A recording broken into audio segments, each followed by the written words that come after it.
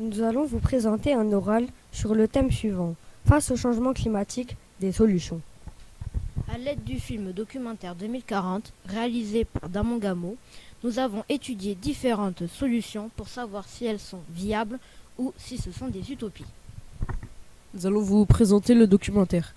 Le réalisateur Damon Gamo se pose la question: à quoi pourrait ressembler le futur en 2040 si nous adoptions simplement les solutions déjà disponibles pour le traitement de la nourriture, de l'énergie et de l'éducation, en parcourant le monde et en s'appuyant sur des experts et des découvertes concrètes. Le réalisateur nous montre les futurs possibles. Damon Gamo adresse son film à sa fille Velvet qui sera adulte en 2024. Il essaye d'imaginer quelle sera la vie quotidienne à cette date quand nous aurons adopté à grande échelle les solutions émergentes qui permettent de réduire notre empreinte carbone. La question du changement climatique. Le réalisateur Damon Gamo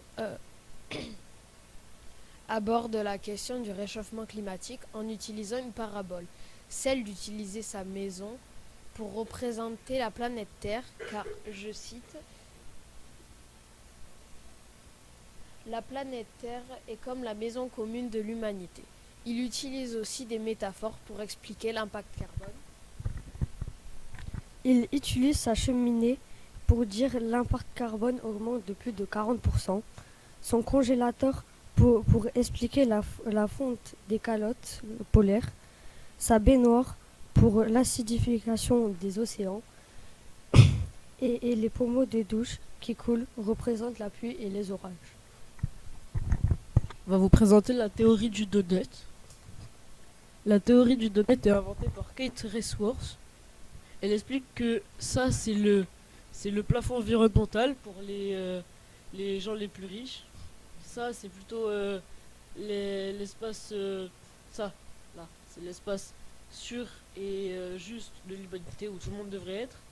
Ça, c'est là où les besoins essentiels ne sont pas remplis. Et là, c'est le plancher social où c'est pas totalement bien. Voilà. Et voici l'une des solutions explorées dans le film. Première solution, réseau d'électricité solaire. Les effets positifs escomptés sont qu'il n'y a plus d'éclairage domestique au pétrole. Ce qui veut dire réduction de la pollution et amélioration de la qualité de l'air dans les logements.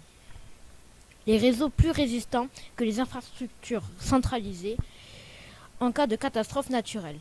La monétisation permettant de réinjecter les gains dans l'économie locale alimentant des circuits courts. Mais il y a des inconvénients, des limites, des remarques qui sont disponibles de la production reposent sur des batteries, elles-mêmes génératrices de pollution. Des interrogations sur la capacité de répondre à une demande plus forte, appareils numériques, et au pic de consommation nécessitent d'un bon ensoleillement. Mais aussi, elle peut être déclinée à d'autres contextes. La deuxième solution explorée, qui est la culture des algues dans les océans. Les effets positifs escomptés sont culture des algues permettent de rétablir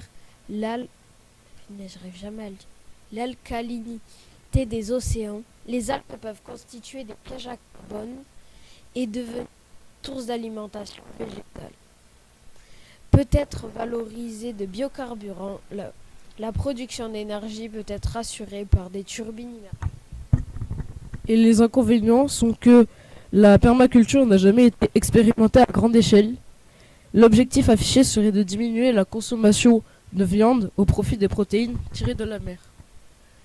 C'est la fin de l'oral. Le but de l'oral, c'était d'expliquer des solutions qui sont déjà disponibles mais qu'on n'utilise pas encore.